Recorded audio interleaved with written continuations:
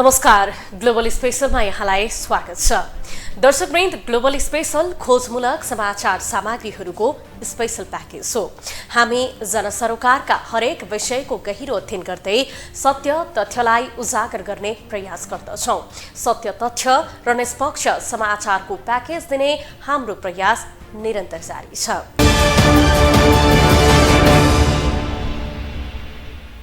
दर्शकवृन्द, स्थानीय तहको चुनाव सकिएपछि राजनीतिक दलहरू आसन्न सङ्घ र प्रदेशको चुनावको तयारीमा लागिसकेका छन् र चुनावको मिति कहिले भन्ने विषयमा छलफल समेत सुरु गरेका छन्। सत्तारूढ गठबन्धनदेखि प्रमुख प्रतिपक्षी दल नेकपा एमाले समेत आसन्न चुनावको तयारीमा लागिसकेका छन्। चुनावमा अहिलेको सत्ता गठबन्धन कायम रहने वा अर्को गठबन्धन बनाउने भन्ने निष्कर्षमा दलहरू अहिले नै पुगिसकेका त छैनन्, तर गठबन्धनका बारेमा बहस भने सुरु भइसकेको छ। आज हामी यिनै विषयवस्तुलाई नै प्रस्तुत गर्नेछौँ।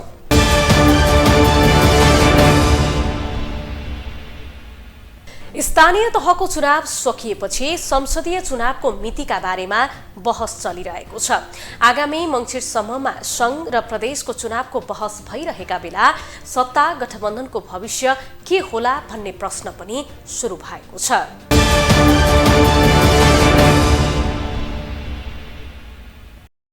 स्थानीय तहको चुनाव सकिएपछि राजनीतिक दलहरू आसन्न सङ्घ र प्रदेशको चुनावको तयारीमा लागिसकेका छन् र चुनावको मिति कहिले भन्ने विषयमा छलफल समेत सुरु भइसकेको छ। सत्तारूढ गठबन्धनदेखि प्रमुख प्रतिपक्षी दल नेकपा एमाले समेत आसन्न चुनावको तयारीमा लागिसकेका छन्। चुनावमा अहिलेको सत्ता गठबन्धन कायम रहने वा अर्को गठबन्धन बन्ने भन्ने निष्कर्षमा दलहरू पुगिसकेका त छैनन्, तर गठबन्धनका बारेमा बहस भने सुरु भइसकेको छ। प्रमुख सत्ता साझेदार दल नेकपा माओवादीका केही नेताहरू वाम एकताको प्रयास गर्नुपर्ने बताइरहेको भए पनि अध्यक्ष प्रचण्डले भने सार्वजनिक रूपमा केही भनिसकेका छैनन्। तर नेकपा एकीकृत समाजवादीका केही नेताहरू भने अहिलेको गठबन्धनका कारण घाटा भएको दावी गरिरहेका छन्। नेताहरू आगामी चुनावमा एक्लै सहभागी हुनुपर्ने तर्क समेत गर्न थालेका छन्। गठबन्धनको भविष्य छैन भन्ने खालका अनेकौं कुप्रचारहरू, त्यसका पछाडि हामी लाग्नु हुँदैन। हामी यो गठबन्धनलाई आउने चुनावसम्म, चुनाव पश्चातको अवस्थासम्म लिएर जान चाहन्छौँ। यो गठबन्धन कसरी भत्कियोस्, आपसी अविश्वास कसरी बढोस् भनेर अनेक खालका प्रयत्नहरू पनि भएका होलान्, तर त्यसको पछाडि हामी लाग्न हुँदैन। हामी इमान्दारिताका साथ हलचल छौँ, तर कमजोरी भएका छन् भने त्यसको आलोचना पनि गर्छौँ। हामीलाई एक्ल्याउन खोजेको छ भने त्यसको पनि आलोचना गर्छौँ। आफ्नो अडानमा दृढताका साथ उभिन्छौँ। हामी अडानमा नउभिने, अरूले हामीलाई पेर्यो भनेर रुने, यस्तो काम गर्न हुँदैन।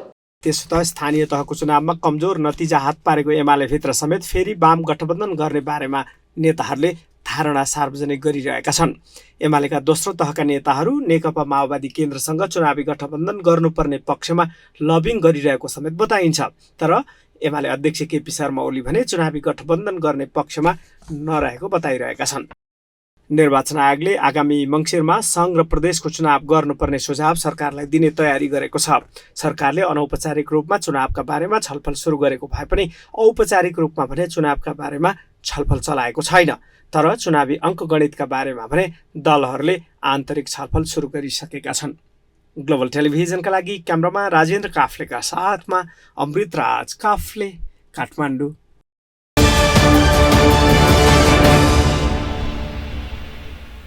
दर्शकवृन्द, सत्तारूढ वामपन्थी दलहरूले नै वाम गठबन्धनको पक्षमा खुल्न थालेपछि वाम तालमेल र गठबन्धनको चर्चा सुरु भएको छ।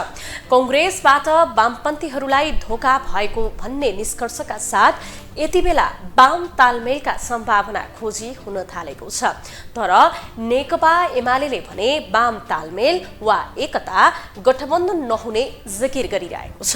स्थानीय तह निर्वाचनमा नमजाले पछाडिएको एमाले नै पनि किन वाम गठबन्धनको विपक्षमा छ त?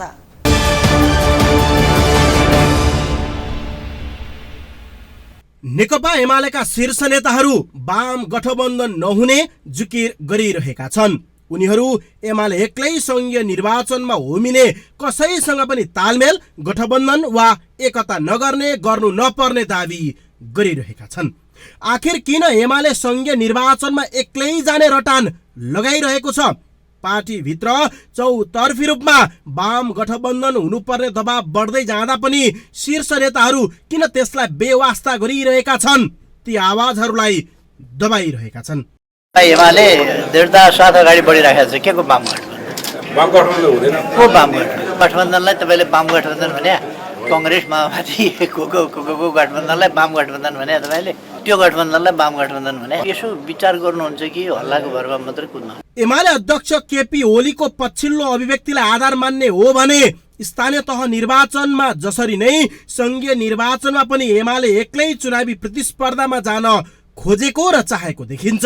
ओलीका अनुसार स्थानीय तह निर्वाचनको मत परिणाम हेर्दा एमालेको असाधारण शक्ति बढेको, एमालेसँग जुझ्ने सामर्थ्य कुनै पार्टीमा नरहेको प्रमाणित भएको भन्दै आसन्न संघीय निर्वाचनमा एमाले एक्लै चुनावमा जाँदा पनि शानदार जित हासिल गर्ने दावी गरे। उनले एमालेले कसैको जुठो खानु नपर्ने जुकिर समेत गरे। यो राजनीतिक प्रणालीमाथिको चाहिँ प्रहार गर्ने बाटोतर्फ यो गठबन्धन सरकार अगाडि बढेको छ भन्ने कुरालाई बुझ्दै त्यसलाई करेक्सन गर्नका लागि सबैले आवाज उठाउनु जरुरी छ। कुरा ठुला गरेका छ, तर समग्रतामा भन्नुहुन्छ भने यो व्यापारिक पुँजीवाद वा दलाल नोकरशाही पुँजीवादको हिमायतीका रूपमा प्रकट भएको छ। ओलीको मात्रै होइन, वरिष्ठ उपाध्यक्ष ईश्वर पोखरेल, महासचिव शङ्कर पोखरेल लगायत शीर्ष नेताहरूको लाइन र बोली पनि त्यही छ। आखिर किन नेकपा एमाले वाम गठबन्धनको विपक्षमा उभिरहेको छ? गठबन्धन गर्न माओवादी केन्द्र र एकीकृत समाजवादी सहित अन्य वामपन्थी दलहरूले ग्रिन सिग्नल दिइरहँदा पनि किन एमाले हात अगाडि नबढाई पछाडि राखिरहेको छ? एमाले वाम गठबन्धन गर्न इच्छा नदेखाउनुको कारण कांग्रेसलाई उचाल्न रहेको हुन सक्ने विश्लेषण गरिएको छ। गठबन्धन नहुने र हुन नहुने जुकिर एमाले गरिरहँदा कांग्रेसले माओवादी र एकीकृत समाजवादी सहित अन्य घटकलाई भाउ नदिने र त्यस्तो अवस्थामा गठबन्धन तोडिन सक्ने, गठबन्धन तोडिए एमालेलाई फाइदा हुने हुँदा एमाले त्यो लाइनमा अडिक रहेको राजनीतिक विश्लेषकहरूको विश्लेषण छ। त्यसबाहेक पनि पछिल्लो समय सत्तारूढ वामपन्थी घटकहरू नै पनि वाम गठबन्धनको पक्षमा खुल्न थालेपछि उनीहरूलाई साइजमा ल्याउन पनि एमालेको त्यो रणनीतिक चाल हुन सक्ने देखिएको छ। क्यामेरामा राजु थापाका साथमा विकास आचार्य, काठमाडौँ।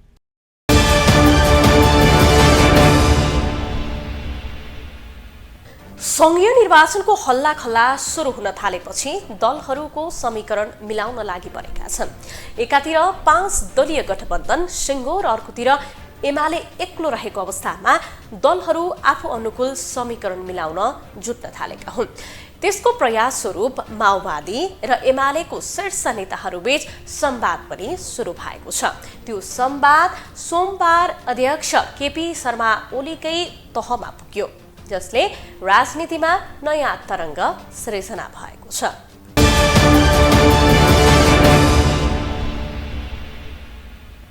बाहिर एमाले के को वाम एकता भनिरहेको छ, तर भित्र भने त्यही एमाले वाम एकता, गठबन्धन वा तालमेलको पक्षमा रहेको देखिएको छ। त्यसको लागि शीर्ष नेताहरू नै सक्रिय भएर संवाद, छलफल र भेटघाटमा व्यस्त छन्। सोमबार मात्रै माओवादी केन्द्रका नेता नारायण काजी श्रेष्ठ र एमाले अध्यक्ष केपी ओली बीच भेटवार्ता भयो।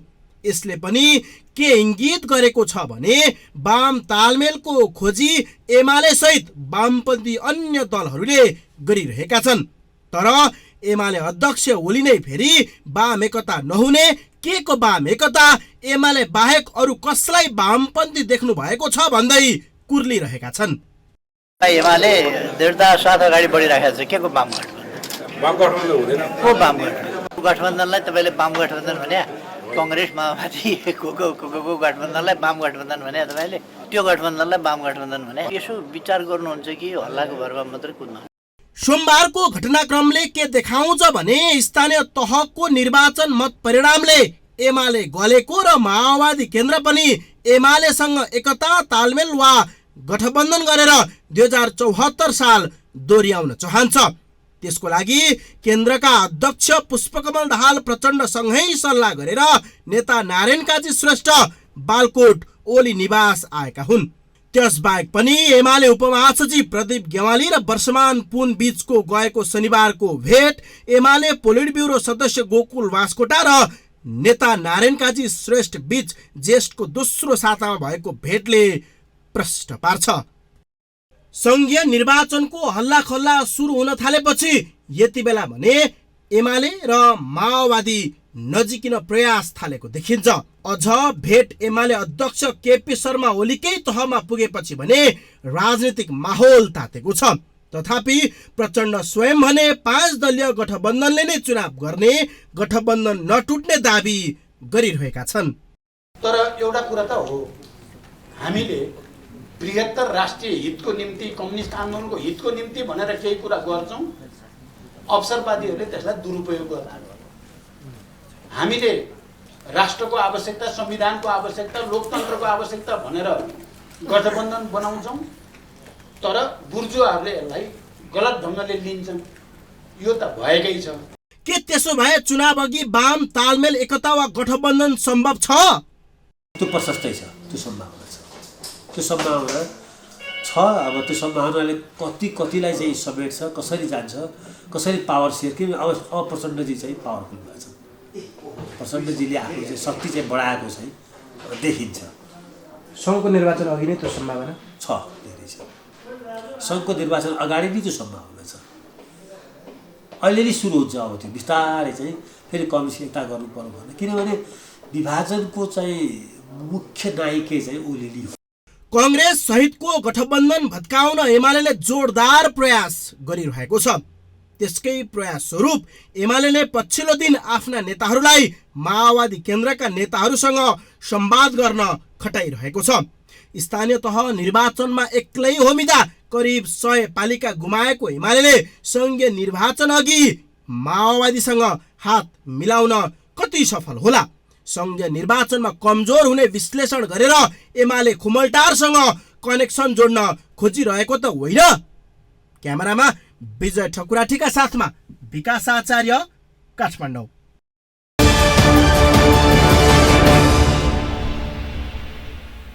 निर्वाचन आयोगले आगामी मङ्सिरमा संघ र प्रदेशको चुनाव गर्नुपर्ने सुझाव सरकारलाई दिने तयारी गरेको छ। सरकारले अनौपचारिक रूपमा चुनावका बारेमा छलफल सुरु गरेको भए पनि औपचारिक रूपमा भने चुनावका बारेमा छलफल सुरु हुन सकिरहेको छैन। तर चुनावी अङ्कगणितका बारेमा भने दलहरूले आन्तरिक छलफल सुरु गरिसकेका छन्। नेकपा एमालेका शीर्ष नेताहरू वाम गठबन्धन नहुने जिकिर गरिरहेका छन्। उनीहरू एमाले एक्लै संघीय निर्वाचनमा होमिने, कसैसँग पनि तालमेल, गठबन्धन वा एकता नगर्ने र गर्नुपर्ने नपर्ने दाबी गरिरहेका छन्। यता संघीय निर्वाचनको हल्ला खल्ला सुरु हुन थालेपछि यति बेला भने एमाले र माओवादी केन्द्रबीच नजिकिने प्रयास हुन थालेको पनि देख्न सकिन्छ। अझ भेट एमाले अध्यक्ष केपी शर्मा ओलीकै तहमा पुगेपछि भने राजनीतिक माहौल तातिएको छ। यद्यपि प्रचण्ड स्वयंले भने 5 दलीय गठबन्धनले नै चुनाव गर्ने, गठबन्धन नटुट्ने दाबी गरिरहेका छन्।